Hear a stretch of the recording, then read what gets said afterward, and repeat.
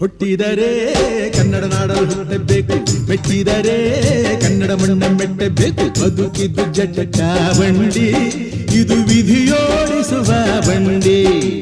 ಬದುಕಿದ್ದು ಜಟಕ ಬಂಡಿ, ವಿಧಿ ಅಲೆದಾಡಿಸುವ ಬಂಡಿ. ಹುಟ್ಟಿದರೆ ಕನ್ನಡ ನಾಡಲು ಹುಟ್ಟಬೇಕು, ಮೆಚ್ಚಿದರೆ ಕನ್ನಡ ಮಣ್ಣ ಮೆಟ್ಟಬೇಕು.